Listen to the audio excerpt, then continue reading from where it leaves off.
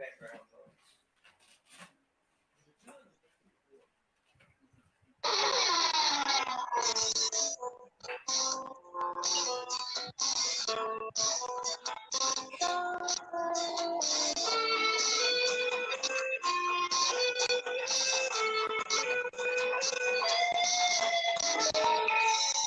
be okay, but I'll find out in a minute here. Good afternoon, ladies and gentlemen. Welcome back to the Shadow and Sun Show, and welcome back for another episode of One on One, a totally 100% professional live stream as always.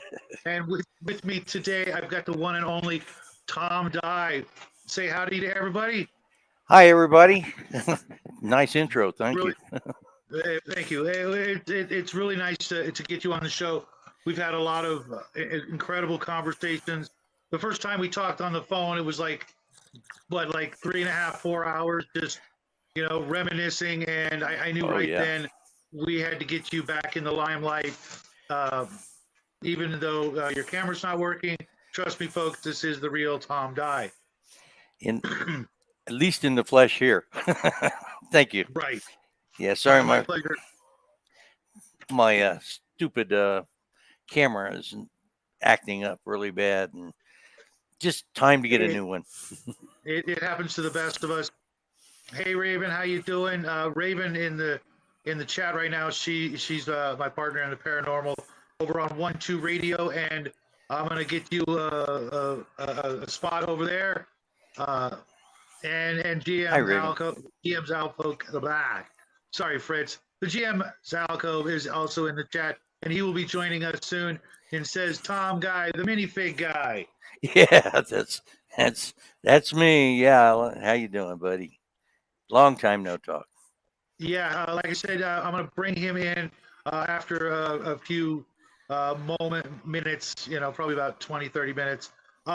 So for those of you who don't know, who are you? And as my friend James would say, what are you doing with your life? No, seriously, how might people have come across you or your works in the past?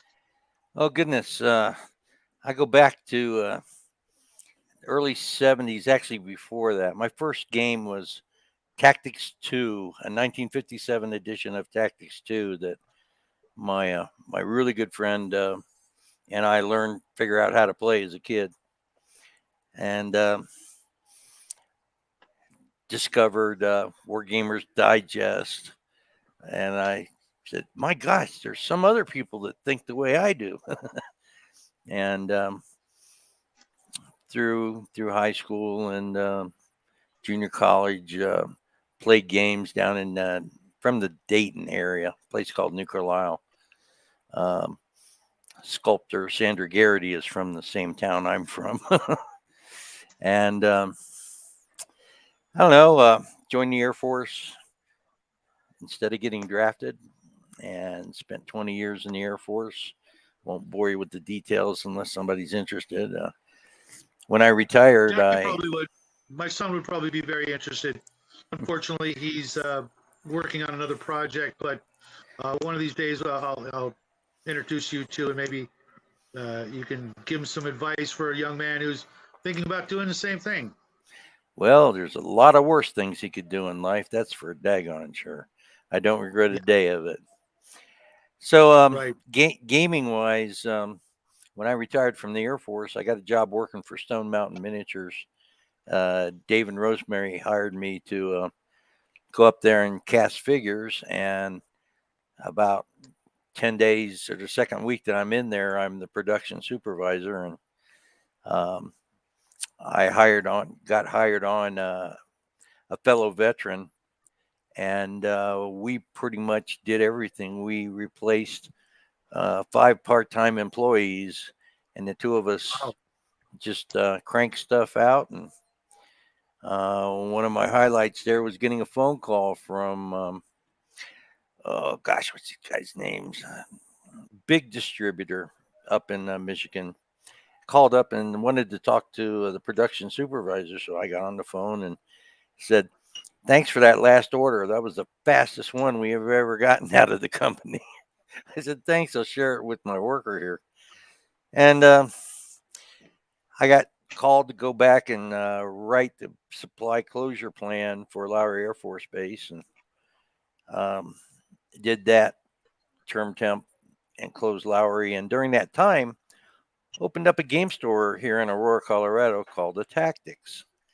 And I can tell you a great story about Magic. We were the first store to have Magic in the Denver area. You mean Magic the Gathering? Yeah, Magic the Gathering, the collectible card game. But another time, I'm just trying to hit the highlights. Okay. Okay. 5 years into running the retail store, instead of opening up a second store just like everybody else's, we decided to take another route and get into manufacturing. Since I had a little bit of background working at Stone Mountain, thought I'd give it a try. So we bought minifigs. That's a story all unto itself in regards to why Steve Carpenter passed it along to BGR partners, Blackhawk Greenfield and Ralph Artha. And when the principal of that consortium passed away, there were some other things in regards to Ralph Artha that they just decided to hang it up as well. So we started making minifigs here for North America, and I did not like the quality of what was coming out of the mold. So I took everything off the market until I could get it remolded. And why should I expect somebody to buy a figure where the quality isn't to where I would buy it myself? So that's the way I ran GFI. And for those who might not know, what did minifigs make? Oh, goodness. Loads of historicals. They were the first range of fantasy figures out that I can remember, going back to about 73, 74. And then, of course, Ralph Partha and Grenadier kind of blew them away. There's several others, but Heritage. Yeah, Heritage. Well, before it was Heritage, it was Custom Cast down in Dayton, Ohio. Duke Seifried was running that, and Stan Duke was a good Glasner. friend of mine as well. Yeah, Duke was a great guy to a lot of people. A lot of people said he was such a talented guy. He had He so did. many different similar interests. Being a musician like myself and yourself and Fritz out there. A lot of people don't know it, but there was a local television show, live television show every day, Monday through Friday, out of Cincinnati called the Ruth Lyons 50/50 Club. And Duke was the bass player in the band that provided music interludes in there. And yeah, Duke's done more for this hobby than what he's been given credit for. And I told you the story how I still get posts from him from beyond, the great beyond every once in a while on Facebook. And I, at first I was kind of upset, I was like, I found out later it was his wife, yeah, I was a little upset. And then I thought about it. I'm like, no, you know what? God bless her for doing that. That's a guy who really, should not be forgotten. she's keeping his essence going, I think. Yeah. So anyway, Some of my most treasured possession miniature wise are some miniatures that he actually painted. So, at least in my heart, he's gonna always be around. Yep, me too. He's, like I said, he's done more for the hobby and the growth in the industry than several other people. He's not the only one, of course, but Right. excuse me, but he's among the legion of people who have. To carry on and end this part up, we were running GFI 11 years, 12 years. No, actually, it was 14 years. Originally, that's how we met originally. I called you a long time ago to pick up some of the Heritage Dungeon Dweller miniatures, which I still have, and they're still sealed in the original clamshell packages. Although, believe it or not, I have one set of those minis that somehow rats got into the drawer they were in, ate through the plastic, and then said, nothing to see here. Sometimes looking through the looking glass is different when you finally arrive at what you were looking for. Yeah, Indeed. well, around 2005, um, things were going terrible with the market and the economy, and I had to take a job, part-time job. Went to Africa 30 times in 4 years to put food on my table because I wasn't taking a penny out of the business. And 5 years into that, 2010, I got a job working for Africom in Stuttgart, and supposed to be there for 3 years. Ended up being there 7.5. And at the end there, they sent me to Aberdeen Proving Grounds in Maryland. Beautiful state. The Hawks, great gamers, great game club out there. Fantastic group. And I retired out of there and came back to Colorado because that's where my family all settled down at. And that's basically it. So I'm your Huckleberry.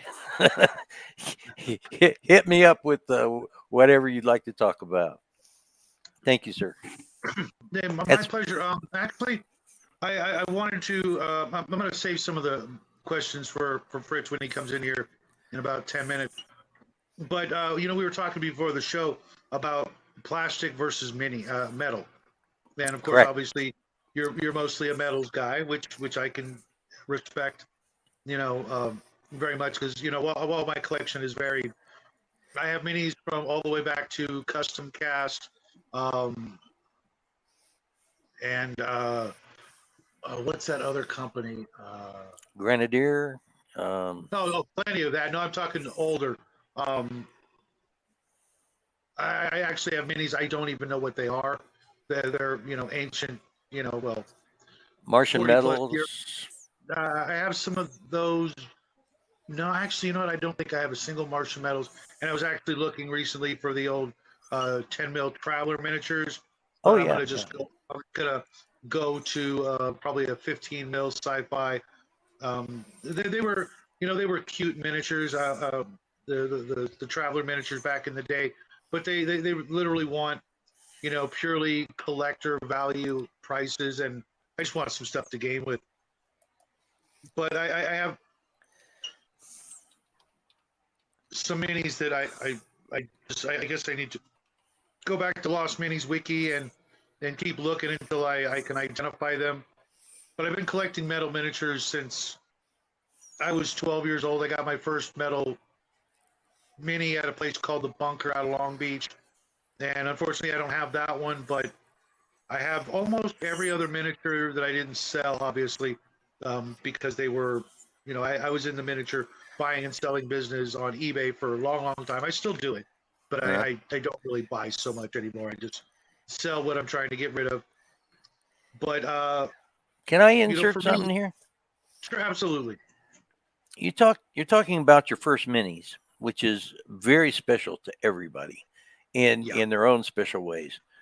Um, Running a tactics, I had a drop in of a guy who was probably in his late 20s, early 30s, and he says, "What's this all about in here?" And I explained to him about painting miniature figures and using them for gaming and all this. He had never heard of it before. Hmm. So I talked him into buying a Reaper miniature. It could have been a Ralparth, I don't remember, um, Hmm. and some paints. And I said, give it a try and bring it in. I'd like to see it. So he did. He brought it in, and yeah, it was a typical beginner's paint job. Hmm. But I took it and put it in our display case with a little business card size frame saying it was painted by him and put a date on it. Within 3 years, um, he had painted a figure that went down to the MFCA, that's Miniature Figure Collectors Association down in Texas at a national meet. he won first place in painting miniatures. He came back, showed That's us freaking incredible. the plaque he got and the mini that won it. I said, "Can I put that in the display case?" He says, "Sure." And I put it right next to his very first miniature ever painted and said, "Look what you too can do in 3 years when you put your nose to the grindstone." And he says, Wow. "You still have that mini? That's a piece of crap." I said, "No, it isn't. It's special. And I saved it for you because look where you began and where you ended up with." So painting in miniatures is a very personal thing. So when you're talking Wow, about what a your very story. first miniature, there's a reason behind it. And for all of us, the very first miniature was always special. And it's always great to use that as the yardstick to measure your progress through your painting career. You know. I'm glad you put it that way. I have the old Raoul Partha Elementals set Oh that my wow. son I let my son paint when he was 5 years old, and I'm gonna have to do something like that for him because he's pretty good. He hasn't done it in a while. He's been pretty busy, but he was just an absolute natural at it, and he does fire better than I'll ever hope to be able to do fire. Um, wow, yeah, that's exactly what it's all about. This hobby is, the learning and the improving, and all the things that go along with it when it Mhm. comes to the skills and the reasons behind getting into the hobby. That's absolutely freaking amazing. I gotta ask, do you have any photographs? Can you drop a name, or is the guy still around? Did he fall off the edge of the earth, kind of thing? I'm sorry. I probably have some shots of it in the old store's computer, but I don't have them at my fingertips, and I don't remember Okay. his name. Um, and I'm not sure if he's still around or not, because I haven't really talked to too many folks that were our customers that are still around. Most of them had moved on or got into something else, and Mhm. we're really a desert when it comes to game stores in the Denver metro area. The Welcome to most my world. We have literally one, and it's right next to a gun shop, so I can't go because I'll never, I'll be sitting there, for an hour. Which one am I going to go in? Real quick, Uh-huh. my friend, the crafting gamer, wants to know: do you have a website? No, I sure don't. I'm just an individual, but I can give you a couple of Facebook pages that I host. Um, Okay. the best one is Miniature Real Estate Fan Site. Miniature Real Estate Fan Site. You would not Okay. believe how many real estate agents come and talk to me. They're model figures, guys. They're model buildings. um, That's part and parcel of the hobby. I've seen some amazing stuff. I've tried my hand at it, since I was a wee lad, and mhm. I still enjoy it. It's so much fun to put together, some sort of piece of terrain and plop it on the table.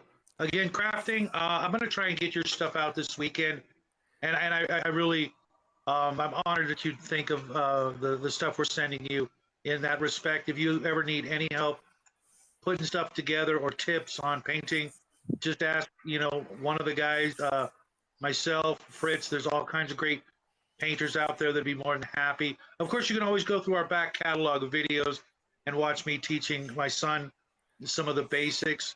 Because for us, that is the essence of keeping this hobby alive. If you've got a son, a daughter, a niece, a nephew, a younger cousin, they're the future of the hobby, and that's kind of what today's all about. Is and excuse my segue into the next question. What do you think the future is? I think that it's marvelous. For decades, people are saying, "Oh, this is the death throes of the hobby. Oh, everybody's graying, they're dying off." Well, yeah, a lot of people are, but the younger folks are keeping it going. They're getting tired of the video games, thank goodness. You need to take one underneath the wing uh, and get them into the hobby. Plastic modeling is what really got a lot of people into the hobby. Mhm. But and um, one reason why 3D miniatures will always keep going, regardless if you're printing them at home on your Elegoo printer or you're buying them from a store or a mail order, is the visual aspect of what your game looks like. And the more you can do and be creative and add things, the more enjoyment you're going to get out of it. I just wrote an article for Colorado Military Historians, the club I belong with, of how you're waiting for your opponent to hurry up with their turn. Well, if you put little things out on the table that they can come see them and create their own stories, you just scored a big hit there. Like example, an easy one, a deer in a patch of woods. You got trees and scatter terrain. Put a I little like deer that. right on the corner, and see if anybody notices it. Don't point it out. Let's see if they can find it, and let them talk about Bambi for the next 5 minutes. But the thing is, they'd have never done it if they'd never seen it in miniature on their table. Bring Jack, life. Jack, 71 here says, watching the players' faces when you slap terrain on the tabletop is priceless. Exactly. Yeah. That you're never going to get a better praise on your work than when you put something down for the first time, uh, and they see it and they're like, awesome. You just made my experience that much better by, countless hours of work putting together, whether it's a hedgerow, a cottage, a pile of rubble, any, your imagination is literally the endless limit of what you can, slap on the table and make that experience all the more enjoyable for everybody. For everybody. Abs- DM Beelzebub says, "Yeah, Absolutely. my buddy Ray puts oddball stuff in his rednecks and ray guns terrain. That sounds like a blast. I need to know more about rednecks and ray guns." Yeah, absolutely. If you can imagine it in your mind's eye image, you can create it on the table. You just got to focus on what you're doing. And speaking of painting, there was a guy who wrote a book called, his name was Henry Leon, and it was called My Way. And it was talking about painting. And right in the beginning, he says, I'm not trying to be um, overbearing or anything. I'm just trying to discuss this is my way of painting. You should have your own way of painting. But the thing about it is that to tie this together, when he goes to paint leather, he has like a piece of leather right next to him, and he touches it and he feels it, and he studies it. And when he goes to paint the leather onto his figure, it turns out better because somehow or another the brain sees, creates that mind's eye image and transmits that to your fingers. And lo and behold, it does work. He captured the essence of what he was trying to do. If he didn't touch it, feel it, or do any, experience what he's trying to paint, it didn't come out the same way. And this is where the segue there that I wanted to make, or the link that I wanted to make, was if you can imagine it on your game table, in your mind's eye image is clear, you can do it. Your hands will make it happen. So, I absolutely love that idea. I've never thought of it like that, and I know all the painters out there are going to now have to go rummaging through their belongings for things like leather and belt buckles. I'm gonna have to break my swords out and leave them on the table when I paint, which is gonna make some eyebrows raised here and there. I'll bring out my other implements of destruction and put them on the table while I paint as well.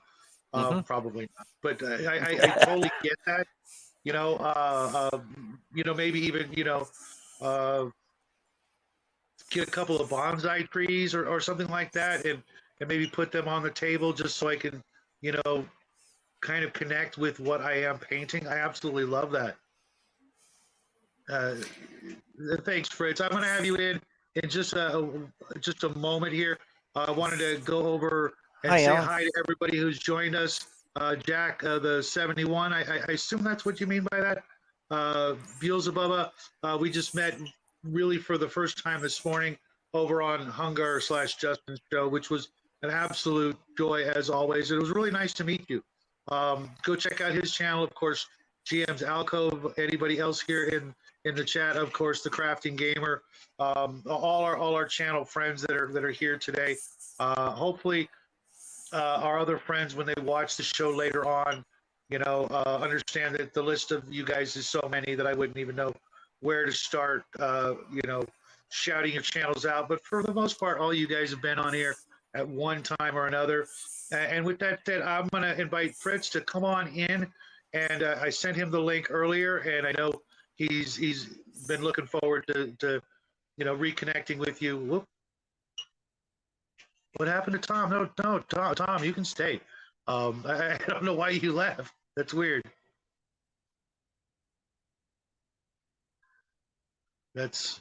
Well, Fritz, come on in, and maybe Tom will be able to reconnect here.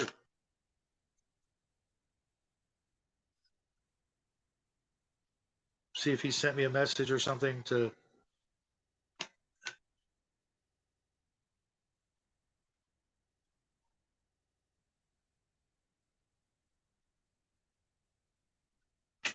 See what happened.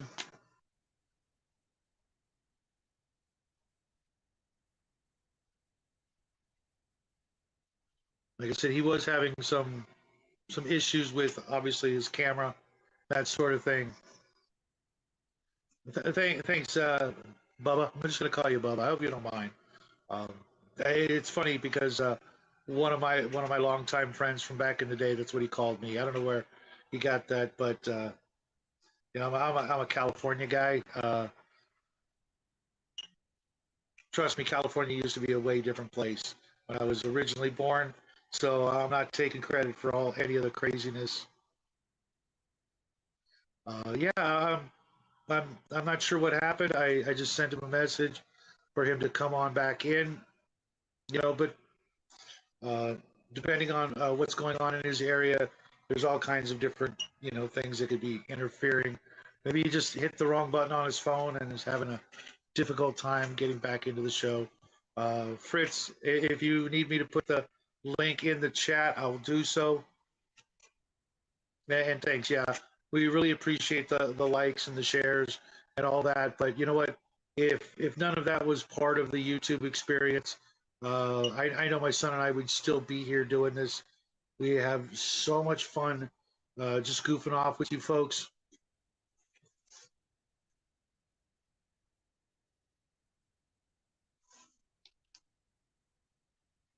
Tom, you there? Well, I re-invited him to the stream, so hopefully he'll hear us talking and come on in.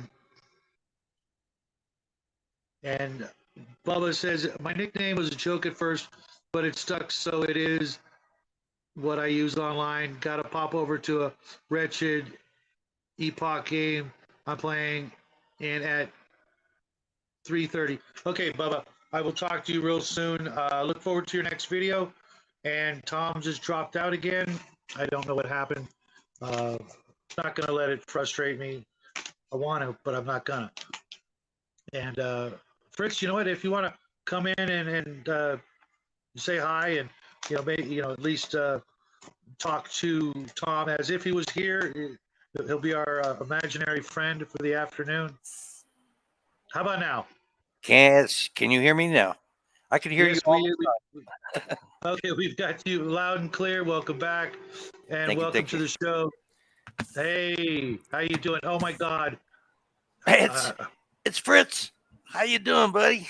How you doing, man? A long time. Sure has Get my been, headset man. on. Hold on, I can't hear nothing.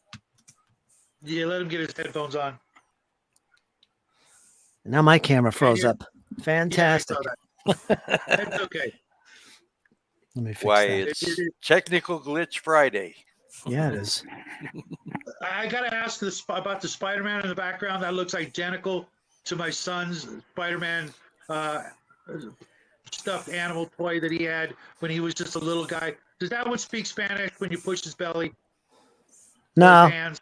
I'll tell you. I'll Okay. tell you what. There's a story with this.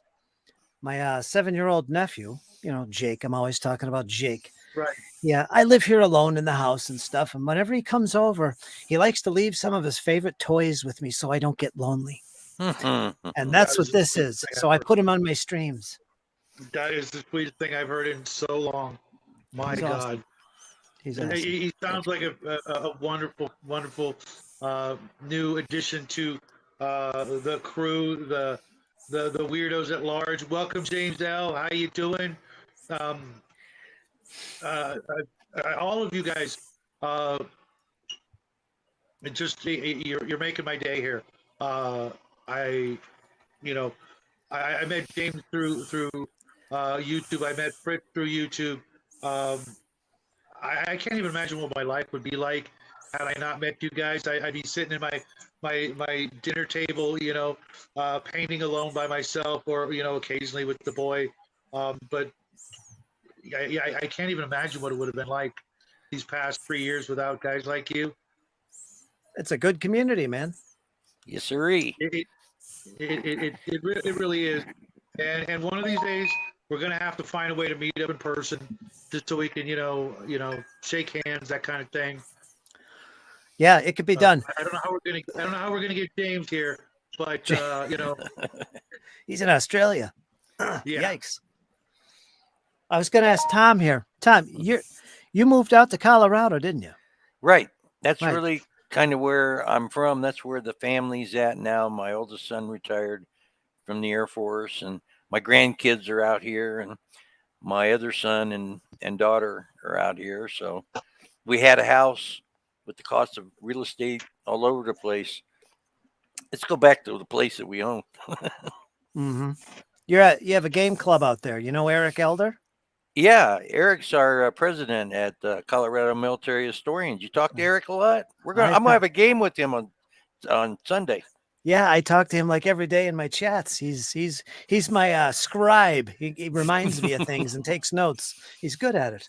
Yeah, yeah. He's our secretary, our club secretary. Yeah, that was pretty cool. I found out. That's how I found out. I think it was a couple of days ago because Shadow said you're going to be on, and we were talking about it, and it mentioned that I got a game with Tom coming up shortly. I said, Tom, I thought he was down in Maryland. Now he moved to Colorado, so that was cool. Goes to show how long it's been since I've seen you have a podcast, because I've been here for going on almost 3 years now. Yeah. But Eric, Colorado Military Historians out here in Denver, it's been around for over 50 years. And we have a monthly meeting, and we put on 2 mini conventions a year. I'm wearing a Veterans War shirt. That's one of our cons. Of course, my camera's not working. And the Hawks out back east where you're at, the Hartford Area War Gamers Society, Kriegspiel Society. Yep. Those folks are really, really, really great. They have whole rooms at Historicon and Fallen, and put on games for anybody and everybody. And you're talking about your Spider-Man there. There's a guy in Hawks who has written some rules for like French and Indian War. So as he goes around the different places, he has a teddy bear. He has a name for the teddy bear. It escapes me right now, but he will take a picture of that teddy bear sitting on a barrel of a cannon, or sitting at the table with a drink where he's at. I mean, that's a great little prop, so to speak. Mm-hmm. Trademark. That's cool. Yeah. I got my Mr. Duck up there. I don't know if you can see it, but that was a stuffed animal of Jackie's when he was a wee little lad, and we had a lot of fun with that. And when we were setting up the studio, he's like, "Dad, can we put this here?" And I'm like, Oh yeah, "So got, Mr. Duck is up there." got to. That just quacks me up. That's great. There you go. I'm sorry. I'll be quiet and let you guys go on. No, no, no, no, no, no. No, this guy is about you guys, man. I'm just the guy who brings people together. I wanted to talk a little bit about that, but not too much. I love you guys so much that I want to, have some more of these conversations on different platforms where we can talk about some other stuff that's not, games and miniatures and stuff like that, because we all have a lot of other hobbies and interests and experiences in common. Some we're not going to talk about, um, for obvious reasons, and others. But we're all big music fans, not just in the listening, but in the actual creation. As is our good friend James L. I can't do anything musically now except push a button for play. But and of course, Siegfried, the Duke himself. It always struck me as something unique about each and every one of our characters, and I don't mean the paper sheet kind, but that we all have and have gravitated toward these very similar life experiences. Welcome to the show, Justin. And I wondered if you guys had any comment on that. Because a lot of people will see us as rather two-dimensional game all the time, but that's really not the case. Yeah, Alan, you're a saxophone player, right? I'm a drummer. Yeah. I plunk a guitar, but I stink at it. But Yeah, I played bass and screamed into a microphone a lot. And my good friend James, of course, is a keyboardist, which my son is also, tickling the ivories from time to time. too bad we can't virtually play. I did see during COVID a group. I think it's down in Kentucky, where they're playing a song and they have a video in their house, like the drummers in his house, the guitar players in his house, and somehow or another they put it all together to make the song virtually on air, but they could do it without wearing the stupid masks, Right, Mm-hmm. right. Yeah, I don't even want to talk about that because it reared its ugly head here around these parts for a minute, and thank God I was somehow immune. I'm going to call it a miracle because it was twice that it wanted to poke its head near here, and nope, not having it. Just not doing it. Now let's talk about something that's a lot more exciting and pleasurable: gaming or Well, miniatures or music. I mean, that's we why I wanted to ask you guys about the. Have you guys noticed it that your good friends, in the real world or in the past, had the same interests, or it was just the hobby that brought you together? Did you have friends like that were, musicians or in the military or, other interests that sort of came together with a multitude of interests, or it was always just the one? multitudes of interests. I see that Alan's a little occupied there. Absolutely. You lucky dog. I got to go outside and do that here. You do. Me You do. too. Me But too. Me too. a lot of military guys played music, so there's a common thread. Oh, Of course, military's a common thread, and history. Just talking about history, we in Japan. I was in charge of Air Force had a thing called Project Warrior, where they encouraged everybody to learn more about military history. Well, we had a contact with some Japanese gamers, and we put on at our recreation center a gaming day, and they were playing board games, and you could buy board games downtown. It was in Japanese and in English, and it was funny to sit there and see a Japanese guy who could not speak a lick of English and an American guy who couldn't speak a lick of Japanese other than domo arigato, and playing a game. And when they came to some impasse, they would go point to the rules section, the number, and the other guy would read it and go, ah, so, or something like that.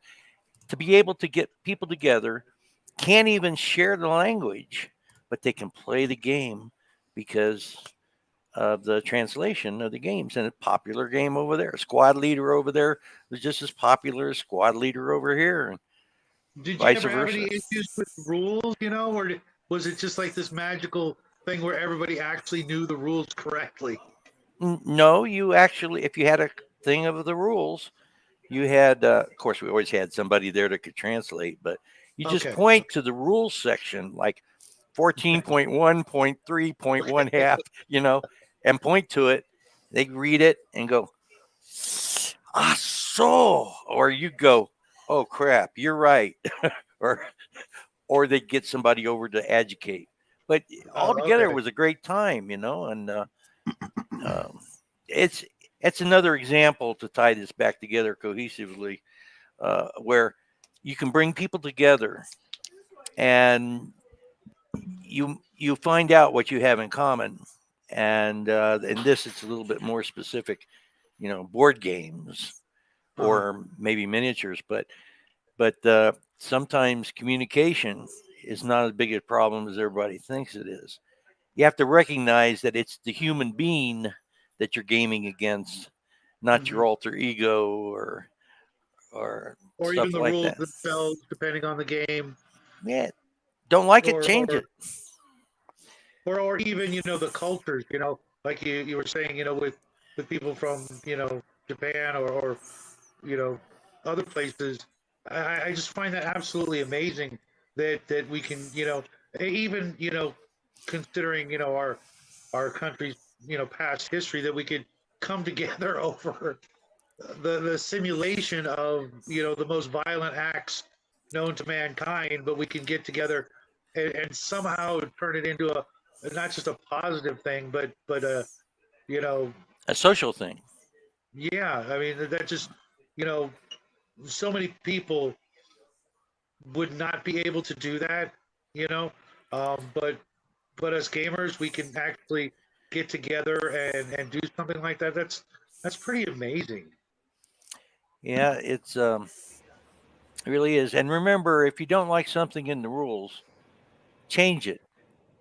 In my 50 some years of gaming, I have yet to see a rules author come over to where you're playing, grab the rules out of your hand and saying, I'm revoking these. You're not playing them right. But no, it's great. It's great. And that's where there's a common denominator there. From there, you can go off onto, well, gee, you like music too? Gee, I like Steely Dan. I like Hendrix, you know. And then next thing you know, you've reinforced that new friendship by discovering what you all have in common. Like for us, all three of us have in common is we like to smoke. So One thing I've discovered in this hobby, talking to so many people, whether you're in role playing or board game or miniatures, and I've been doing this for a long time on YouTube, and I've been meeting a lot of people from around the world, including Tom Dye. Who would have imagined? But anyway, what's amazed me, what's amazed me is all the backgrounds people have that are in this hobby. I mean, I know people that are doctors, people that are students, people that are construction workers, people that are rock and rollers and strut and strollers, all these different occupations, and we all come to the table and we relate, and we have this connection through this hobby. That's a great thing. People from around the world, all different backgrounds, but we all connect on this hobby. There's a lot of people that I know and become great friends with who I disagree with in certain areas of the world, politics or something. But somehow we remain these great friends, even though we're on the opposite spectrum of certain things. We never bring that stuff up, because we connect on this hobby. And that's what keeps us going, is friends and so on and so forth. I'm only going to say that I do have uh, different groups of gaming friends, and some, we can talk about anything because we probably tend to agree. And then there's others where we know we disagree, but we, like you said, we've moved past that. Um, do you guys think that there's something extra special or different about this hobby than, say, any other hobby? Like sports or, automotive, things or other arts and other crafts, or do you think this one's got something like an X factor to it? Well, I'd like to jump in and say that every hobby or pastime has a common denominator that brings people together like a magnet to whatever activity that is. I mean, if you're an auto mechanic and you like cars, you guys can probably sit down and talk about 67 Chevy Camaros for the next 3 hours, and we could sit I'm there not and saying talk. it's better, but right. Yeah, no, it's not. One's not better than the other. They're all equal from the standpoint of view that we get a chance to regurgitate what we know about a particular subject. I mean, I like what bring you up put that. bring up Waterloo. Okay, how long can you talk about Waterloo or Gettysburg or pick anything? North Africa, Battle of the Bulge, uh, ancients. I mean, you have a subject regardless if it's a car, if it's train spotting or bird watching or playing music. Gee, I hate Gretsch guitars because my Fender's so much better. It's kind of so it Uh-huh. brings you together so that you have something in common, and then you expound upon it. And the longer you expound upon the discussions, the closer you feel to the person you're talking about. Unless the person is a real jerk, you know, Right. you you steer away from people that are not as Those kind of personable. people. Mhm. How about you there, Alan? You have similar experiences, or Well, I think this hobby that we are involved with, one thing that sets it apart from a lot of other hobbies is that it's creative, yes? very creative. Like, you don't just collect rule books, you don't just read rule books. You become very creative, especially if you're in the miniatures side where you're painting and you get creative with your painting style, you get creative with your terrain crafting. There's a lot to that that makes this a very different kind of hobby. It's more immersive, more engrossing than, say, just collecting cars. And I know there's a lot to that too, but not like this. And I think relating to people that are also in this type of creative hobby, we make deeper connections than you otherwise would in another hobby. That's what I think. I think Mhm. there's more to connect on deep. I didn't really think about the creative aspect of it, because of course there are the gamers out there. They punch out their chits and they're ready to go, and that's it. You know what I mean? But you really did touch on something uh, I enjoy a lot, is the crafting and creating side and the improvising, and you finding that weird thing on the ground and you pick it up and like, oh my god, I know exactly what I'm going to use this for, because we're talking miniature, so little things can suddenly become something really big.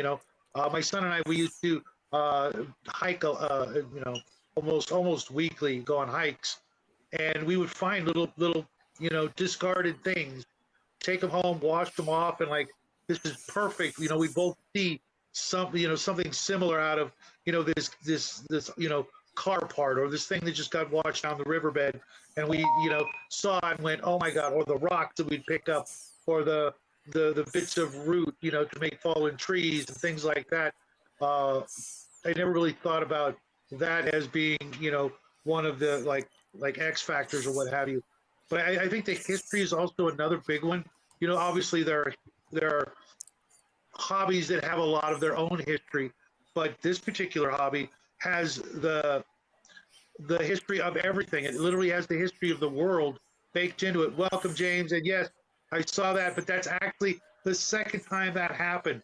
I had 666 subscribers, and somebody unsubscribed, or YouTube did one of their usual things, and so it was at 665. And then Bules Abubba himself came in and subscribed to become my official 666 subscriber. Not a fan of the number, but the irony is, clearly palpable.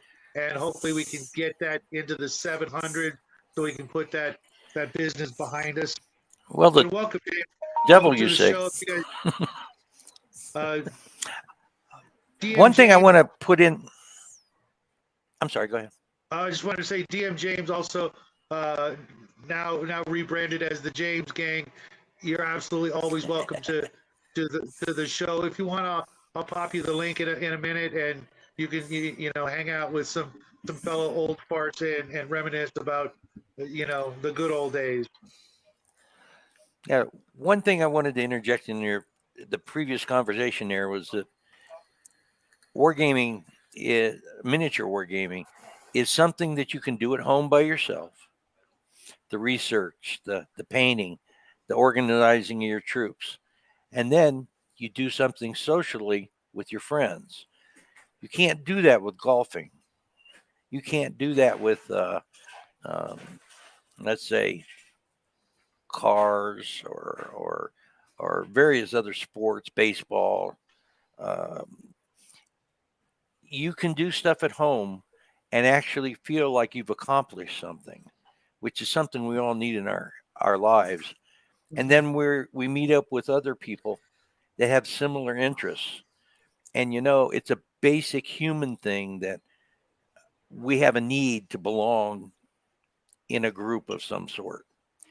And since our pleasure is in the creative side of painting, doing research, trying to recreate the history into our games, and that's sharing that with other like-minded people serves a social need within each and every all of our lives, that we belong to something that is kind of unique, because not everybody can do it. Like I said, you playing golf, you can't do that at home. You can only do it socially.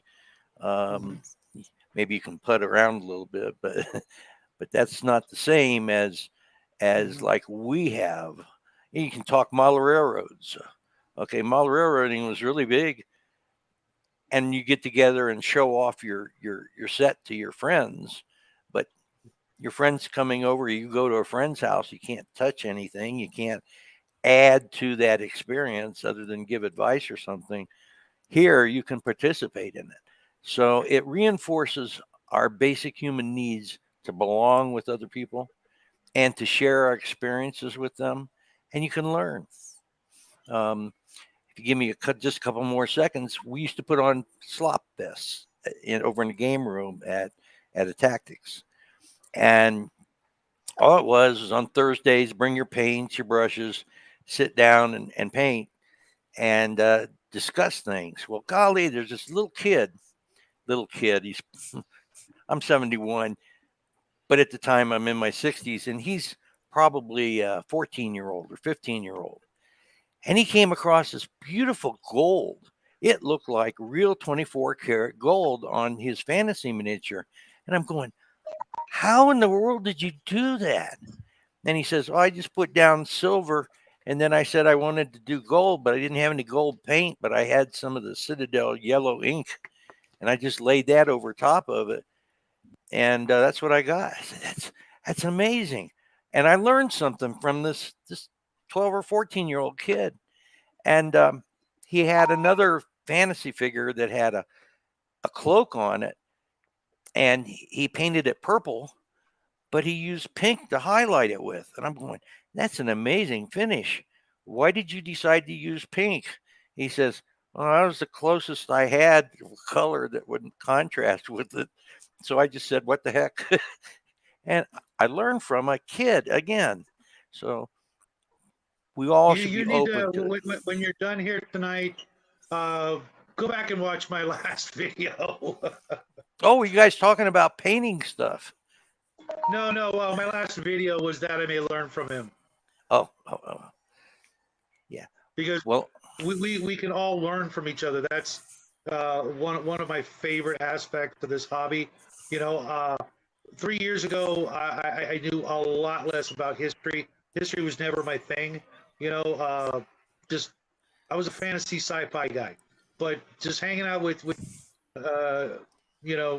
you folk, I've sort of actually cared and been interested about certain aspects of history. Not every single era, but before in the old days, I would have just been like, don't care. I literally had no interest in it whatsoever. I'm gonna stay in my my sci-fi fantasy worlds of imagination. And now thanks to people like Fritz here and James L and Brian from Weird World War II, I'm like, oh my gosh, this is there's so much I can actually learn from the things that I didn't learn from in the past. That, hey, speak of the devil, that I can take from and borrow from and use to accentuate my games, to make them better. Yeah, Brian, we were talking about you. Painting is such a chore for me these days. Weird War is the way to go. I'm digging it, man. I'm digging it, and I have you and the folks here, and James L, and even my son. Heck, he knows more about history in his 15 short years on Earth than I've learned in 56. we have corrupted you. You have been corrupted. Welcome to the club. The light, and I'll admit, Brian, WW2 was the only era that I could really get into back in the day with my dad. That was his thing, and sure enough, I'm gonna go with that one for now. I'll get into the other eras, over time. But like I tell a lot of my friends, if they don't wear actual shoes and have actual pants, I'm probably not interested. I hate sandals. I hate sandals with a freaking passion. And imagining myself in a sandaled era, I wear my combat boots to the beach. So, just saying. And Justin says he's about 15 minutes behind. He's been watching the show at double speed to catch up. I appreciate that. And I can only imagine how ridiculous that must have sounded.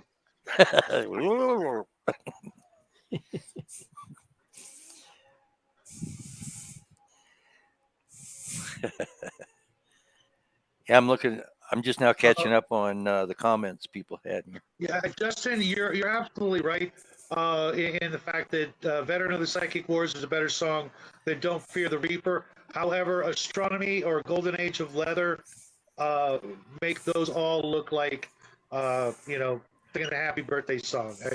It's Bloister Cult's albums were many and varied, and the best songs on them were never on the radio like so many other bands.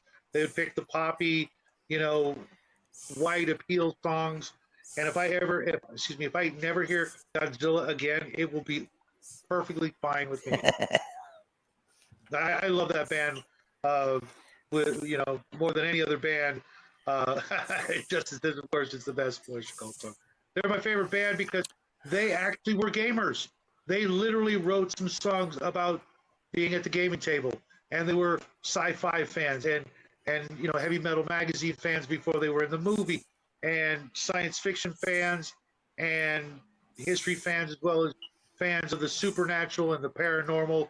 And they were often called the thinking man's heavy metal band. And yeah, that's going to be my go-to band until the end of time. When it comes to lyrics and other stuff, I mean, I'm sure there are musically some better bands out there, but when it came to lyrics that touched me as a young gamer, there's nobody better. What kind of minis do you make, Tom Dye? Historical. I was just trying to type that in there. Ooh, good choice, Jack. That is in my top 3 favorites. See, back in the day, for me, it's the early 80s. One of the number one lines of miniatures back in the day for all kinds of historical periods and fantasy, for me, it was minifig. So this is how I learned about Tom Dye back in the day. And of course, they went on to create AIM miniatures, which were 10 millimeter. But that always stuck with me. It was my favorite line of miniatures because it was so comprehensive. You had everything from Napoleonics to the Boer Wars, all this good stuff. And many, many years later, thanks to the internet, all of a sudden, this fellow here named Tom Dye drops in one of my painting shots. And I was like, wow. And ever since then, he's been known as Tom Dye, the minifig guy. Right, To you, Tom? to you. Thanks. I wish I was That's still great. doing that. Had fun. Thank you very Yeah. much for that plug. Yeah, no That's problem. nice. What do you, And what do you, welcome to the show, Cal. Tom, what are you currently doing? What is the situation with Keep the it going. Oh my molds, God. minifigs and AIM? Was there any future with minifigs again? Yeah, but not through me, Not and through that's you. being discussed. Like to keep that kind of under wraps at the moment. You do. You do. Yeah. Our That's host, actually how knows. Tom and I got reacquainted through our good through the help of our good friend Grim Desee. Uh, you guys know Dave Desee, who I've been trying to get to join us, but he's actually working right now. But if it hadn't been for Grim, none of this would have been possible. As a matter of fact, if it hadn't been for Grim and Cal Banoni, who's here, who were the first two people my son and I met on YouTube that said, "Hey, you got to meet these live streamer guys. You got to, introduce yourself to them and start watching their shows and getting to meet these guys." And it hadn't been for Grim and Cal, none of this would be happening right now. So hats off to you guys wherever you are, whatever you do. Keep doing what you're doing because there's something magic touching your lives. That brought all of us together here today and back a couple of years ago when we met. I like I said earlier, I don't know where I would have been, what I would be doing if I hadn't gotten into the internet. I was just happy painting my minis, at the dinner table, waiting for my son to grow up into the gaming age. And yeah, it's been a hell of a ride. James, were minifigs the 172 scale minis? No. 15 and They were 25. Mhm. right. And there are some 5 millimeter in that range too. But Huh. getting back, I like that a lot, Cal.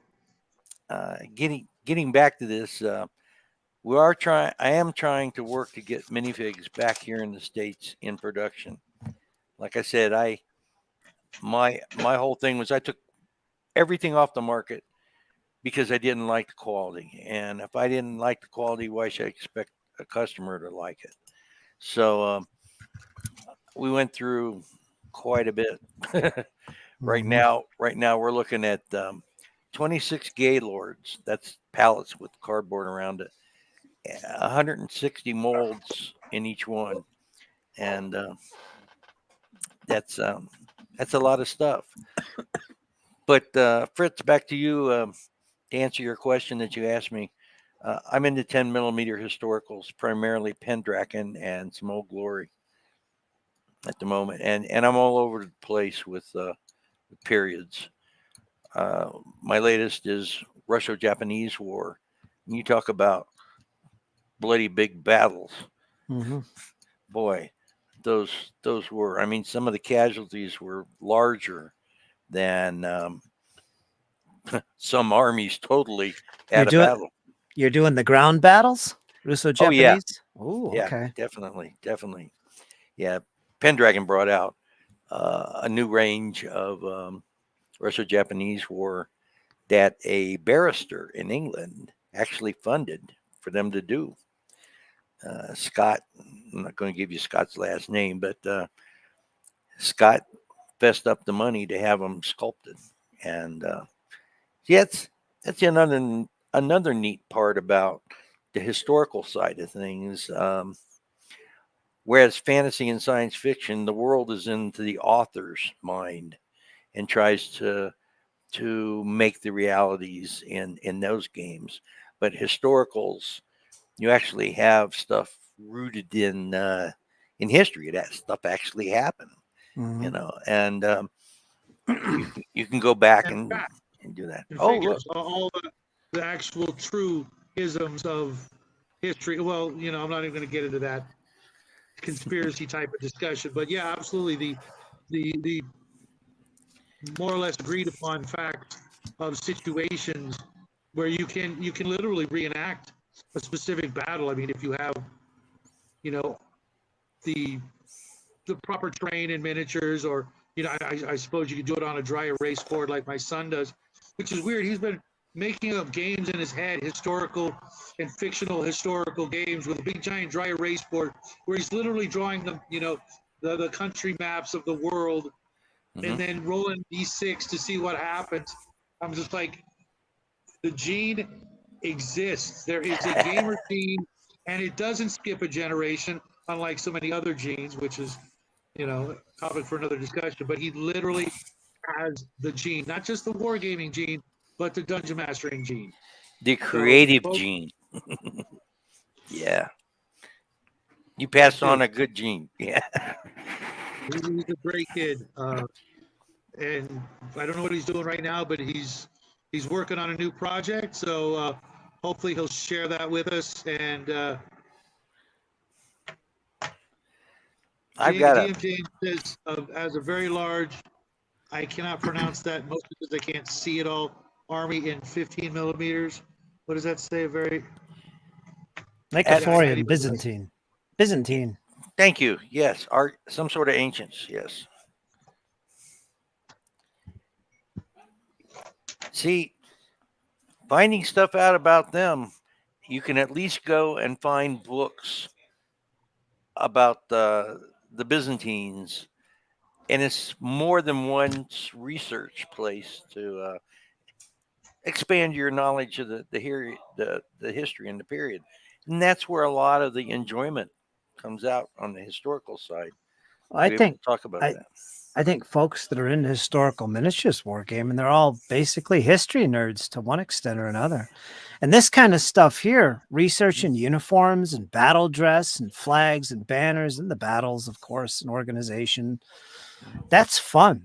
That's a deep stuff. We get into that in historical gaming big time. That's a big part of my interest. With Napoleonics, it is a rabbit hole, and I love it. I'm with you there. You hit the nail on the head right there, Alan. Yeah, Absolutely. All it's my fun. all my Napoleonic knowledge comes out of the classic movie Bill and Ted's, and that's it, folks. I talked to a mutual friend of ours, Michael Thomas, about that once upon a time, trying to understand it because of all the historicals, that's one of the biggies. All right, That's like Raven. one of the biggest, most popular historical eras, and I'm just looking at them, at conventions and stuff, and I'm like, I don't get it. I just don't get it. And now Wow. I kind of do. What's The wrong Bill and with you, Ted thing. Shadow? Depends on who you ask, and the list is a mile long. And Raven says she's a history nerd. She's just a nerd. We're just gonna go with that nerd. She's got. So don't saddle yourself to just one form of nerdism, because trust me, it spreads and multiplies, and the next thing you know, you're filled with a room full of tribbles. Um, she literally needs to watch the classic episode Star Trek Trouble with Tribbles, Yep. inside joke, but absolutely find it, at least some clips of it, and One of my you'll, faves. it's a classic. One that still stands up to the test of time. You can have a 5-year-old watch it and get it. You can have a 55-year-old watch it.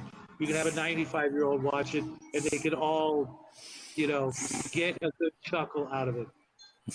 Indeed, yes. What was the movie where Trouble with Tribbles, but if you added water to it, they would multiply and get heavy.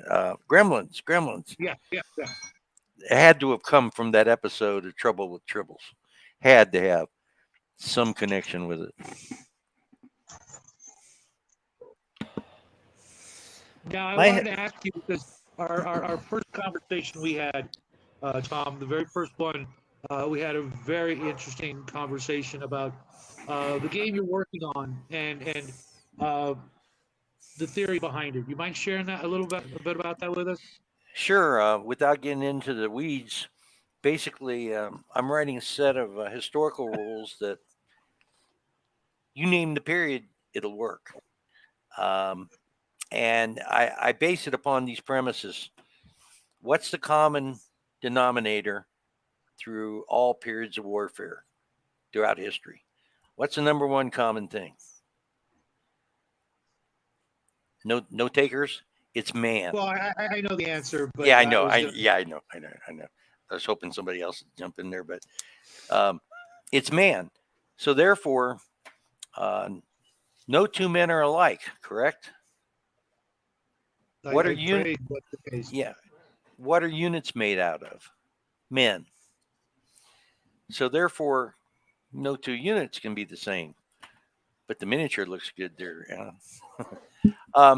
What it's based on, I've changed the value sets from casualties and numbers to concept called unit cohesion. It's defined as the unit's leadership's ability to maintain control over the men. When you're studying history, you can find out that pick any period of history, you've got units that run away with little or no casualties while others fight almost to the last man. So numbers is not really that big of a deal. What is a big of a deal is the unit being able to continue to function and carry on under the direction of its leadership. So basically, I'm writing rules to where in any period of time, you got to have leaders and you got to have men. Leaders are no good without the men. Countries are no good without the population. Isn't So, that the set of rules you've been working on for a while now? We were play testing. over 20 years, you betcha. And Yeah, that's it. uh, I remember. I'm almost, yeah, we had some good discussions on this on your channel there. So I'm almost to the point where I'm getting ready to go publish. I'm still doing play testing, and my last play test, my play testers pointed something out that I absolutely overlooked totally, and was able to go back and put that in. It took me 2 years to figure out how to work fatigue into the rules, and you don't need to have a simulation. Doesn't need to be complex and chart cranking, all that. It can be very simple, straightforward, but you have to understand what you're really doing in the game. You ask most people, I'm going to do a morale check. Well, what do you do when you do a morale check? Well, I'm checking to see if everybody's going to stick around. Well, in the military, it's not democracy. You do what you're told or else, So, um, I don't know. I would Kind of like my dearly have. household here. I would dearly love to go into this great this thing. What kind of dice are you rolling? 6-sided and 10-sided, mainly 10-sided. Trying to see here. I think $1 billion worth of miniatures. Thanks, John Longshore. Another Got $1 great billion. guy out there. I'm glad you guys still like minifigs. I still do. I have a soft spot. We Yep, actually so do I. added a lot of stuff to the existing ranges that the people in England don't have. Example, in World War I, we added more vehicles. We took the Americans that were in Smokey the Bear hats and put helmets on them. He didn't go into combat in Smokey the Bear hats against the bush. Anyway, back to the rules. Well, Go ahead. I expect an autographed copy as soon as it goes to print. Just saying. You betcha. You betcha. I'd And be you can more than happy guarantee to do that. you can guarantee the boy and I will go over it with a fine tooth comb, looking for typos because I'm sure that's the only mistakes there'll be in it, if even those. I hate typing because I'll be typing along and I look up and I've been typing in caps because I hit the cap lock instead of the A. So I got to go back and do the whole thing over again. Personally, I think everything should be in capitals, just because I'm old and I don't like wearing glasses. But then you're shouting at everybody. That's how's that different than the real world? Get off my damn lawn. Yeah, that's still a great movie. I like Clint. Anyway, thank you for bringing that up. I appreciate it. And Alan, thanks for remembering those long sessions we had Oh yeah, talking about them. I remember that. Hey, Arn, welcome to the show. Another great guy out there who I definitely Thanks, Cal. missed hanging out with. And Fritz, I wanted to apologize. The summer's been pretty busy and pretty hectic with the boy. We have his best friend is moving in with us and going to be spending the next year with us so he can finish out his high school as a senior here. They moved out of the state, and he didn't really enjoy moving out of state, and wanted to come back home and finish his last year with his friends. So I knew this was, this summer was going to be, one of the last summers I get to spend with my son. So my YouTubeage has not been so much just wanting to, but you can guarantee when school's back in session Monday, once again, I'll be so much a regular. You'll be like, oh my God, I can't wait till summer. You will. It's all good. Yeah. No, I just felt bad. I was talking to James the other day. Your show's one of my favorite shows and has been since day one, and I'm really looking forward to getting to hang out with each and every one of you guys somewhere in the near future. Like I was talking to you guys off camera, you guys have so much to offer, not just this community, but your own life experiences.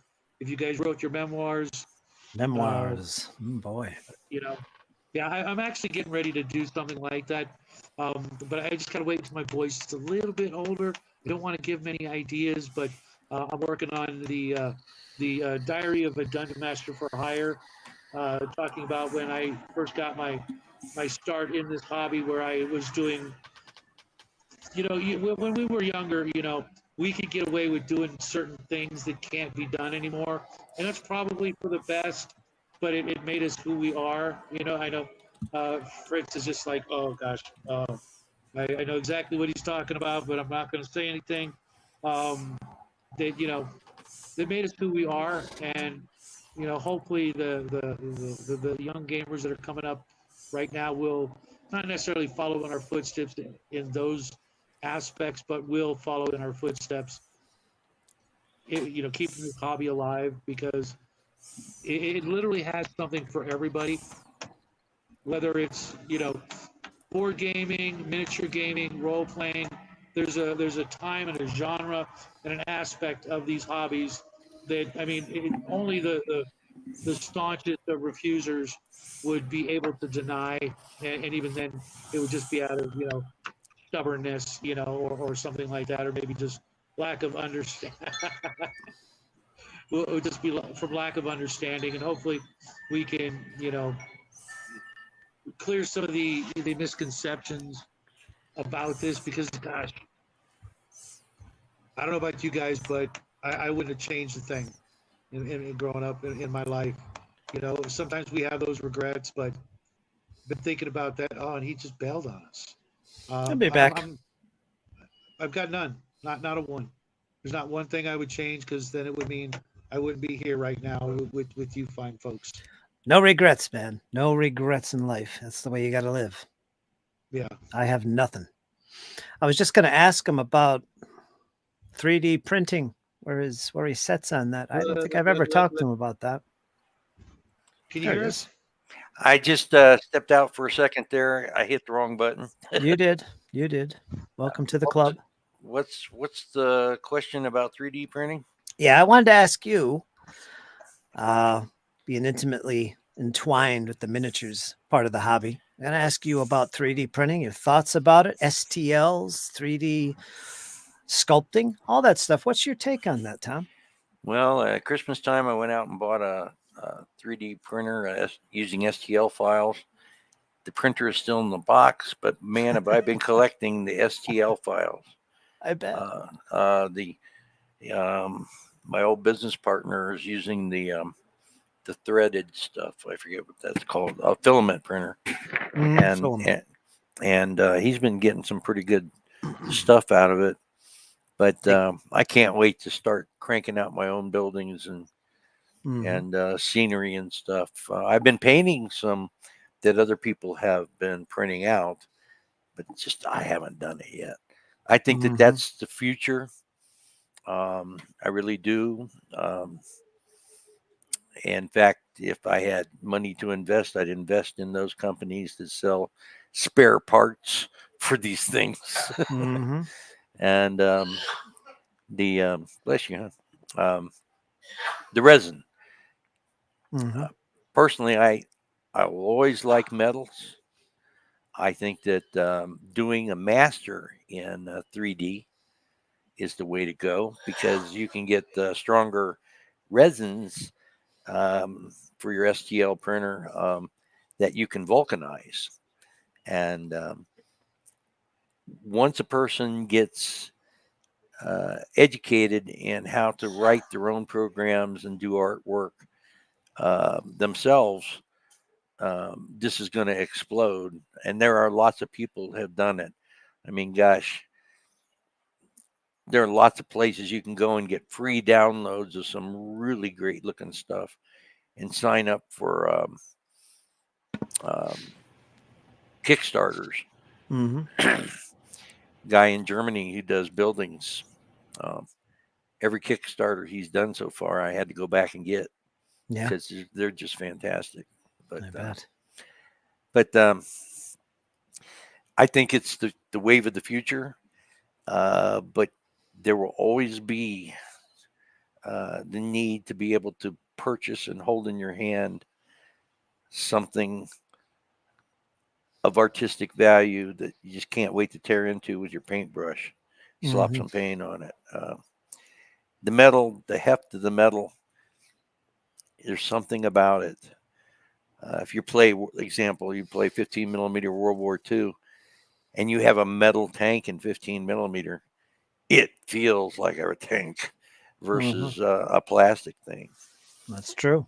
Yeah. So I have some old heritage Panzer troops in original lead, and even though they're still sealed, most of them, the ones that I have, holding it in my hand, thinking of, who else held it, back in the day, and now that it's in my collection, when am I going to, paint that sucker up and get it on the table before it rots? I wanted to ask you a couple of questions. One, what do you think, Fritz knows what I'm talking about, lead rot, the bane of our existence, why, right? soak in vinegar. What do you think about the future of metal printing? Because I recently found out that those are between 5 and 10K to purchase one, but I'm like, maybe that's the way to go. Maybe a year or two down the road, we'll see the resurgence of metal because it'll be a thing again, and not just from these smaller companies that actually do the metal. You thought about that at all, guys? Yeah, in that the military already is doing 3D printing for certain spare parts for their equipment. It's logistically cheaper to just send them to cotton pick and file, and a lot of meteorology. I murdered that name. A lot of metallurgy has gone into making. Thank you, Derek. A mix of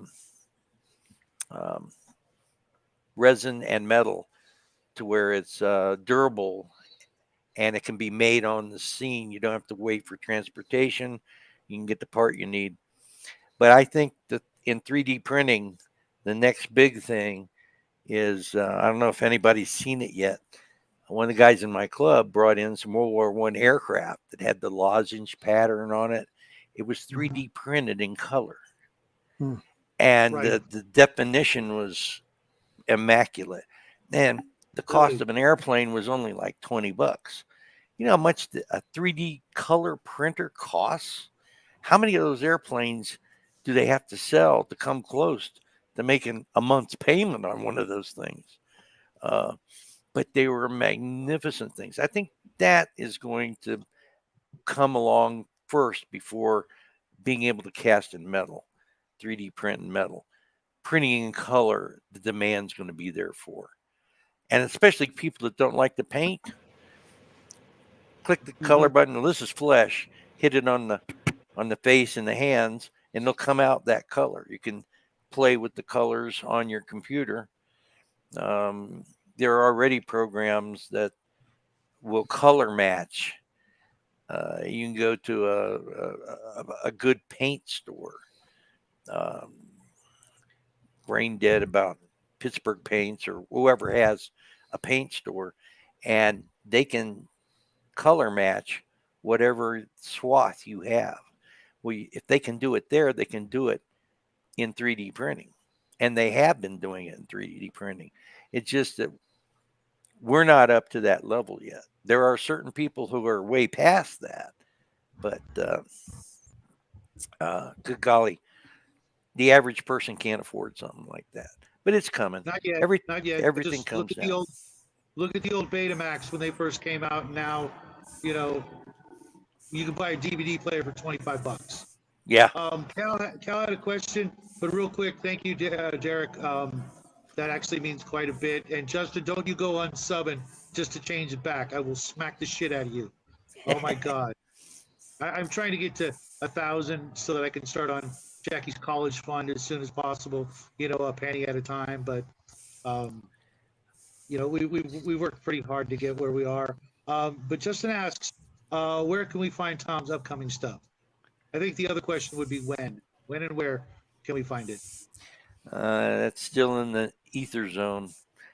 I still own the AIM line. I've got a lot of things to put out in AIM, but I don't have any casting equipment here. I will soon have my vulcanizer, but I wish I could answer that.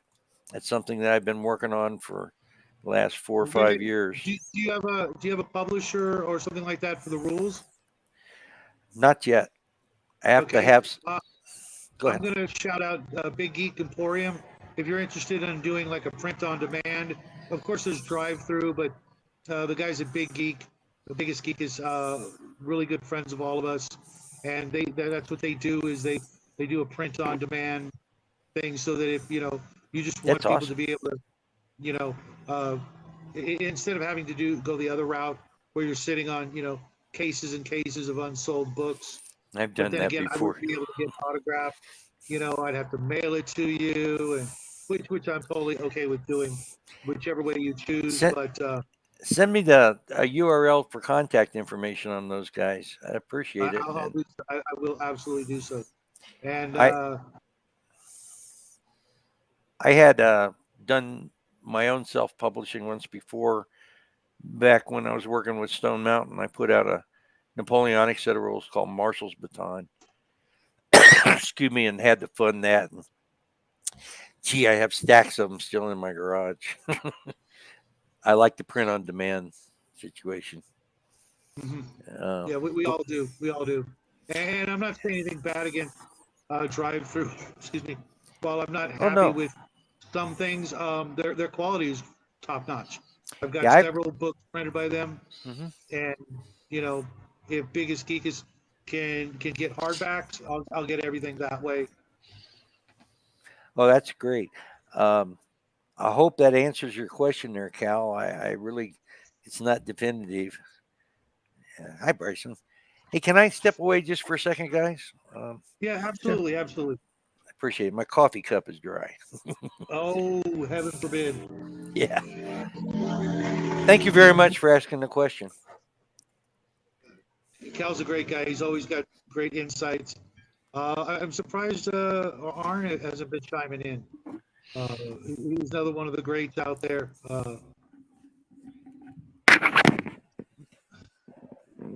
Derek told me to subscribe and stop by. Thank you, both of you guys. I really appreciate it. We're not like huge or anything, and no delusions of grandeur, but there's something about, knowing that, people like what we're doing, and we're going to continue doing this, until they shut off the lights.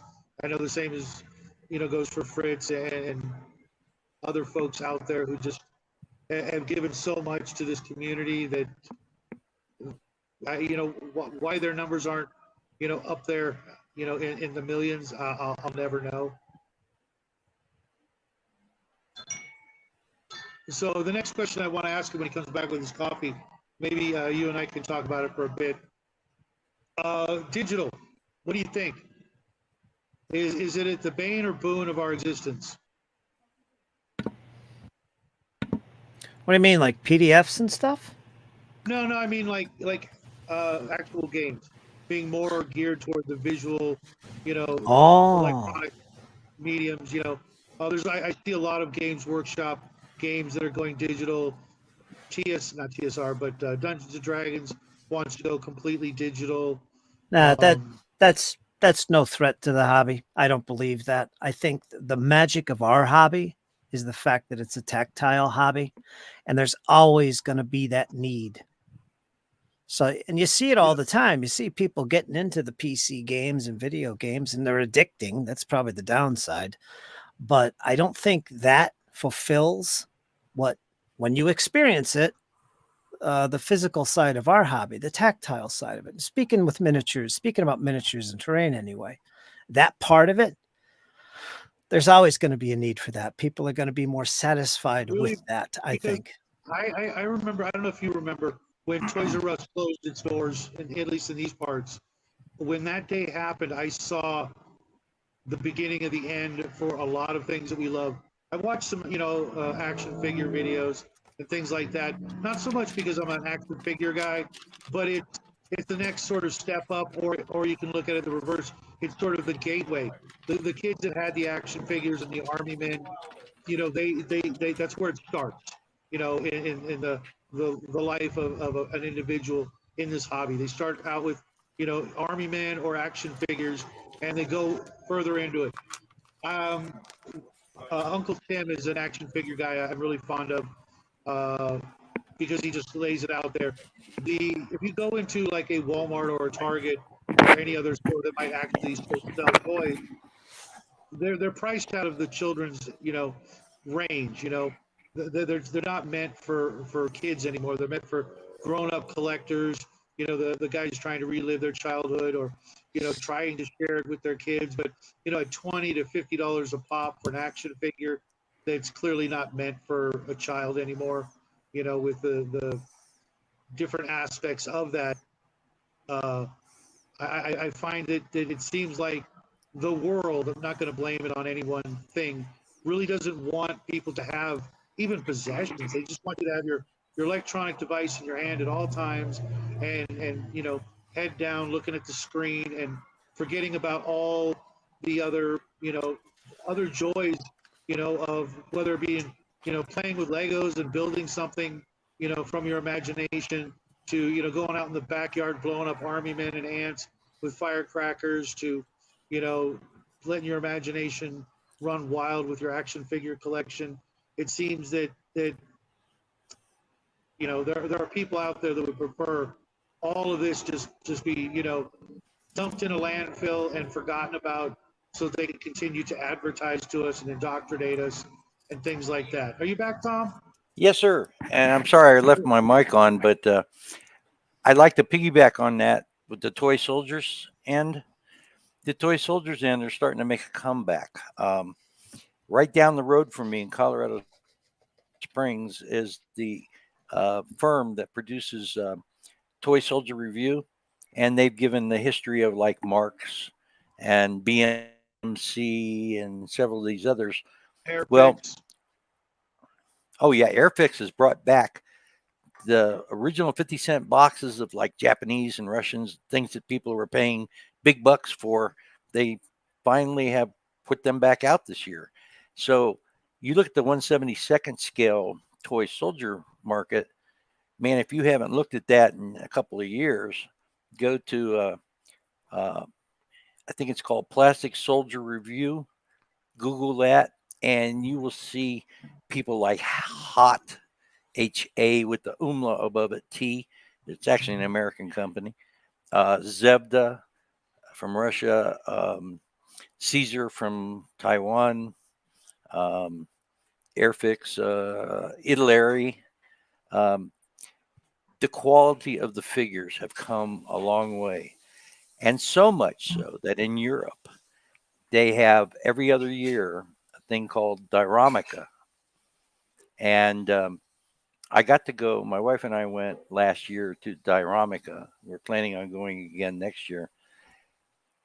Dioramas of painted miniatures that are just blow your mind. I've never seen the quality of that. Anybody who wants a link to a video that was done in Germany last year of all these dioramas, um, send me an email. My email's tomdive14@yahoo.com, and I'll be glad to send you a link to check this out. But the other thing is flats. Here in the States, flats, which are two-dimensional engravings, really hasn't caught on. It died out almost in the 60s. And those are true art form because you have to provide the shadows in painting and that. So if you want a real challenge, go for that. The old GI Joe. I ran across my GI Joe membership thing that you put in a frame, and hold up from when I was a kid. The real GI Joes, but the toy soldier market is still there. My local hobby shop carries bags of toy soldiers. Yeah, they're no longer 50 cents, but a bag of like nicely detailed BMC American Civil War figures will run you anywhere from $8 to $20, depending on what your quality is. And I also noticed here recently, you have 1/9 scale figures that Dragon and Tamiya have been putting out. Well, now you can get armored vehicles in that scale, but then that's going to cost their kits. That'll cost you like $100 to get one. But just think of the detail that you could capture in the smaller scales, being able to do it with more surface area at a larger scale. So it's not dying, it's making a comeback, but it's up to us, the guys that are listening to us. Uh, it's up to you guys to go out and motivate people, bring them into the hobby so we can perpetuate it. It's not going to do it on its own. And if you take the stance that, oh, I'm going to let somebody else do it, well, that doesn't work. If you have to get involved in it, how committed are you? It's a very personal thing. People don't want to get committed to doing something like that, but join a club and be around people who do want to promote that. And there are clubs all over this country. We should we should do it. Let's see here. Armin saying miniature and toy soldiers, especially with the advent of 3D printing, will be a strong hobby. But I just don't see anyone under 50 playing at any historical venue. Oh, I have seen a lot. When I still lived on the East Coast, I would go and hit all the Historicon, fall-ins, all that, and there are people that are doing it. And there was one guy who you could sit down in a chair. He would scan your head and put that on a miniature figure, and that is you. Gee, for role-playing games, what better thing is there than to, if you're a fighter, having your head with the long hair or wherever you wanted to look on a miniature on your table? That's you. So when you get cacked, you get cacked. It makes it a little bit more personal. So it adds another dimension into your game playing. But Right. That's things awesome. like things like this, the technology's there, the ability's there, but we gotta spread the word about it and work with the people who are trying to make a go of this. Um, there's it's probably more of an old man's hobby right now. Mhm. But at the Diromica last year, I I saw lots of younger people there getting inspired, and their eyes as big as saucers when they see what can be done because they've never seen it before. They've Yeah. never been around, so they have no conception. I go back to your mind's eye image is what makes you successful or not successful. So you've got to promote the mind's eye image. And the problem is you go to Barnes and Noble to get some magazines on it. Good luck finding a Barnes and Noble that has Toy Soldier magazine in it. Or for that matter, scale models, fine scale models, um, military modeling from England. You can, Hobby uh, Lobby is the only place I know of in the States that still, and maybe Michael's, that still actually sells model kits. And they've mhm. got a great 40% off sale every other week, like clockwork. And that's where I get some of my things like that. But I have an idea for us. Mhm. Christmas is coming. It's about 4 months away. Maybe, we have that grandkid or that niece, that nephew, that cousin that we can just drop under the tree something to maybe spark that interest in at least one kid this year.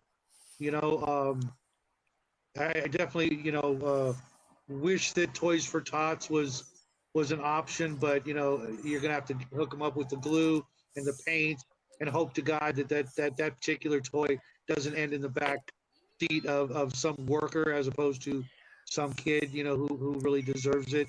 Maybe if we you know pick out somebody or several somebodies, the younger generation, and just you know put it under the tree for them this year, and see if we can't plant those seeds. Well, there was a great video on YouTube of this English commentator um, recalling his thrill of putting together an Airfix Spitfire when he was a kid. And he went to a junior high school and was talking about building models, and nobody even knew what the heck he was talking about. He might have been from Mars or something, as far as they're concerned. So he went to a place that did 1-to-1 scale um, airplanes in fiberglass and all this. And then he Mhm. went to Airfix, and Airfix supplied him because they plastic model companies really pride themselves on how authentic that they've captured the detail in their kits. They supplied him with the complete set of plans that was given to him by Supermarine Spitfire. He went to this 1-to-1 place and had a model kit made just like the model parts in the Airfix Spitfire kit. Wow. And he went to the high school and got these kids organized. They first started out by giving each kid a model Spitfire to put together. And then they got to paint it, glue it together and paint it. And it's a group project, but it's individual. Everybody was doing it. Once they did that, he said, okay, the next step is we're going to build another series of these in a production line. So Billy, Susie, and Joan, you will sit there and put together the cockpit. Uh, George and Sam over here, you're going to put together wings. And as you went down the line, it was like an assembly line. So finally, the final test was he had this kit made up 1-to-1 scale. They went to a Royal Air Force base and put it together in the hangar. And they all had to do this in a day, but they all had done their parts to make everything fit. And they put it together. They had the Royal Air Force band out there playing. They invited the parents. They invited anybody who wanted to come, and they unveiled it. They actually put together a 1-to-1 model of a Spitfire, and then they interviewed the parents and the kids. And the kids are going, "This is cool. This is cool. I never knew it could do this." They had even taken them to what's the armor museum down in southern England as a class trip to actually see what a tank looked like. A Sherman tank. Let them crawl all over it and drive. They drove it around and everything. They said, "You too can do a model of this," and they gave them a model of a Sherman or some British tank. And at the end, they're going, "We never knew about this. This is awesome." I would say out of the 40 or 50 kids that was in the class, I'd say that at least 40 to 45 of them found a new hobby. And that's what it takes sometimes. We have to take them by the hand, show them this is the real thing, and this is what it looks like in miniature. And even in Weird War, you could get them their imagination saying, "Well, this is what it looked like in 1945, but 2 years later in 1947, it's got this bigger gun. It's more streamlined. All this. Use your imagination, but you got to get the foot in the door first." Yep. And this video, if you can find it, Airfix, I think, or Hornby, who is the current owner of it, you might want to search by those names, Googling it. It's about a 30 to 45-minute video, and it was done over a period of time, but it's well worth your time to sit there and watch it. And you can get some ideas of they had met a lot of resistance because the kids didn't know what the heck you were talking about. And once they got their hands involved in it, their attitude, you could see it slowly change. Hey, I'm looking forward to the next time we get together and doing this. And I bet you out of those 40 some kids that were in that class, they're probably still doing some form of that, including girls doing some sort of modeling, plastic modeling. Move that The to spirit of Rosie gaming. the Riveter lives on. Yes, yes, indeed. It's a it's something that break the molds, the stereotypes. Oh, girls can't do this. Let me tell you, I've had my butt kicked by a lot of good girls playing games that were much better at it than I was, and bragging rights along with those goes. So Oh, it's there are some absolutely wonderful lady gamers out there in the YouTube world. Yeah. you bet. Justin says lies. Those weren't girls. Bo, welcome to the show. We're gonna stay on another 13 minutes, so you didn't miss it all. Bo's one of my really good friends out there, and Hi, Boo. the Bo's a great guy. You guys all know Bo from Bo Paints Minis. Yeah, this was one for the record books, guys. I really appreciate this. That whole story just blows me away. Um, yeah, that's exactly the kind of thing that needs to be done. Not even just for the hobby's sake, but the whole idea of hands-on, you know, doing things.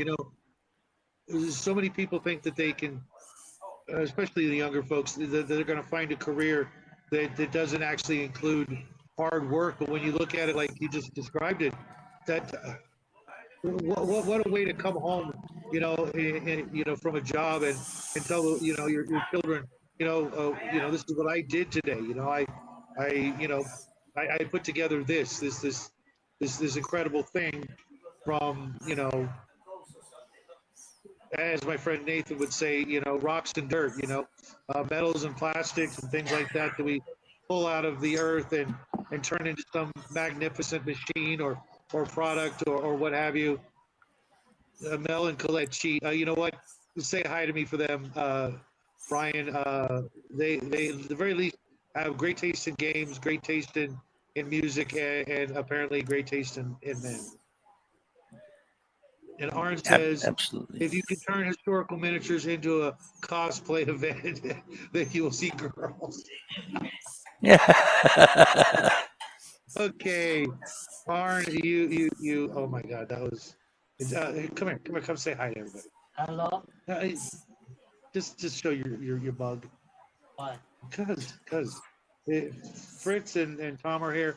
I just want my son to pop in so you guys can get to see the messy haired look of the next generation.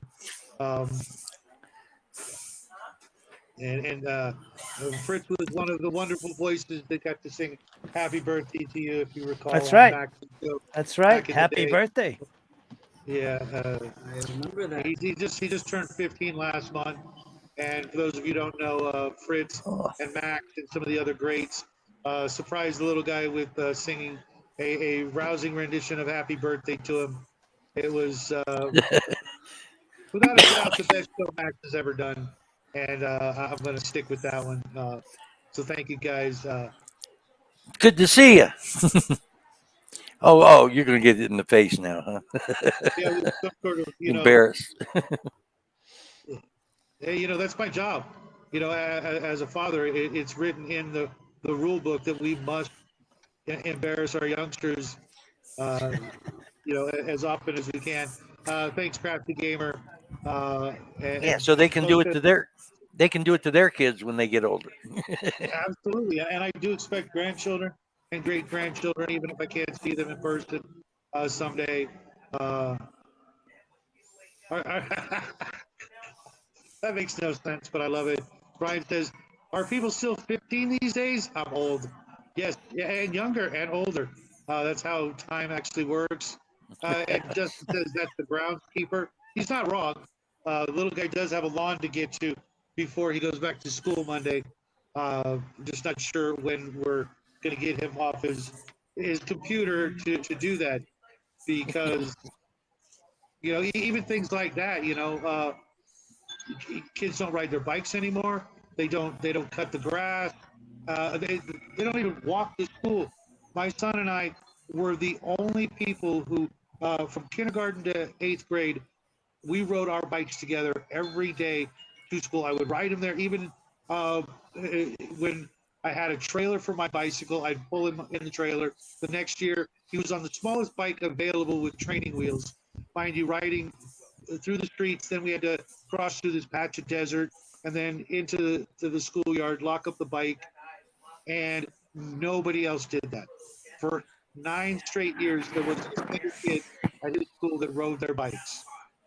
Every single kid was being dropped off, and then when I go to pick them up, I'd ride down this one stretch of road where all the cars were parked with the parents waiting to pick up their kids. And every single person in every single car had their phone out, just doing whatever on their phone. The way things have changed in that respect, it just blows me away. Fortunately, now that he's in high school, there are kids that are riding their bikes. Not as many as I would like to see, but bikes aren't cheap, and but the kids have become so spoiled and in a way weaker for losing out on all these simple joys that we had. Riding our bikes all day till the street lights came on. And I'm not going to go into why I think that's the case, other than, laziness. There's other reasons, things at play. But anything we could do to try to, hold on to and bring back some of these ways, these traditions that made us all stronger and more well-rounded people. Now all the kids are like carbon copies of each other. The only difference is what YouTuber or whatever that they're subscribed to. Those are how they define themselves. And I know that's weird coming from YouTubers, but getting them back out there in the sunshine and getting dirty and throwing rocks and all that stuff, it really needs to come back. Good for you, Brian. I wish I could have done that, but I'm just not bright enough to do that. I'll trust the teachers.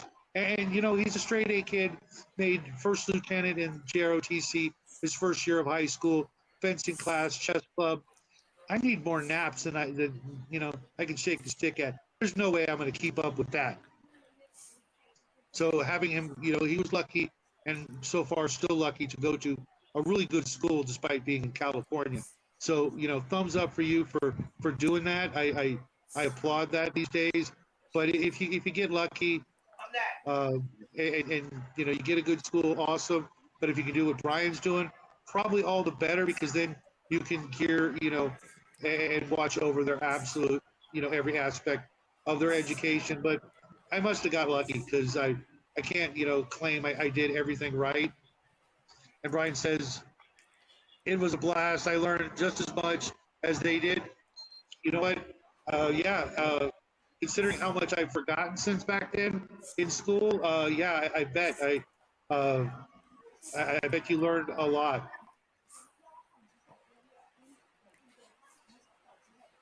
So Oh no. we're getting ready. We're getting ready to hit the 2 hour mark and say uh, goodbye to everybody. Uh, Tom, is there anything you like? Any last words of wisdom you'd like to leave us with before we Well, head on out this weekend? I'd like to thank you for inviting me on here. This seeing my old friend here, uh, Alec, Alan, A pleasure and an honor.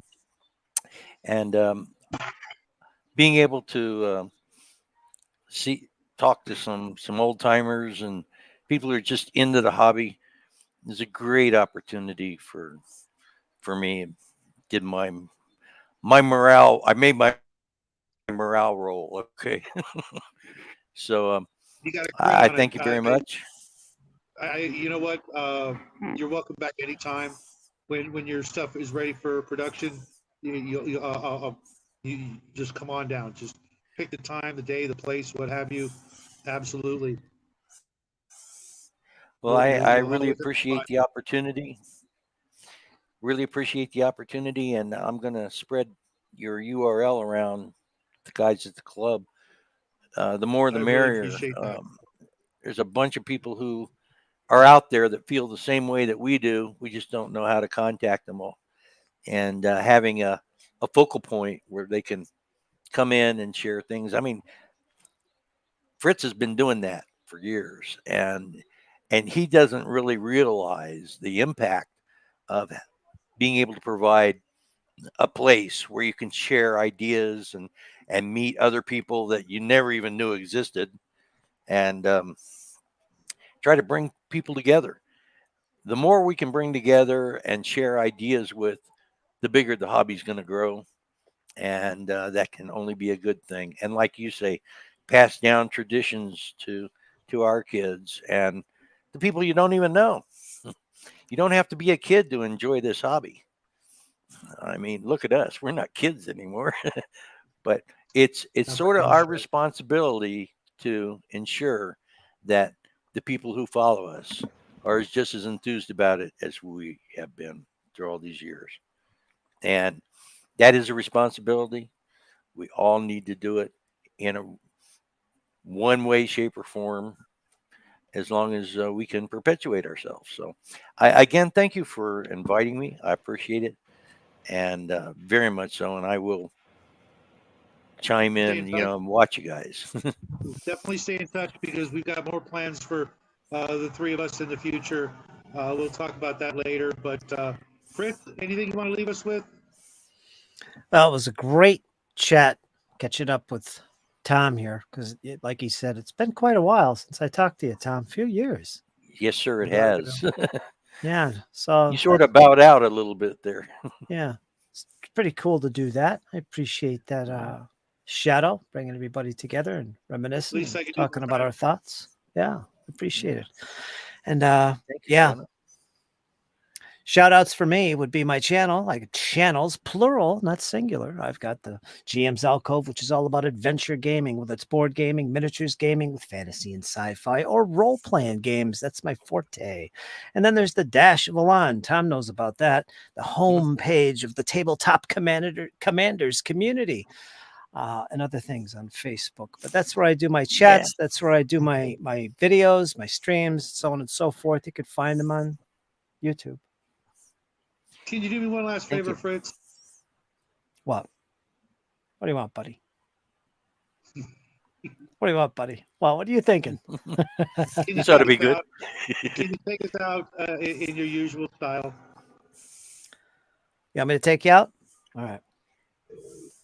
Folks, it was a great show today. We had Shadow, we had Tom. It was fantastic conversation. Questions were answered, mysteries solved. And I hope you guys come back again soon on Shadow's channel and check it all out because he does fantastic stuff, bringing on all kinds of crazy people like Tom. Imagine that. Fantasticals. Folks, we're going to see you next time. So you keep in mind something really important. Hang in there because it's only going to get better. We'll talk Right to you on. soon. Outstanding. Thanks, everybody. Toodaloos. Happy trails.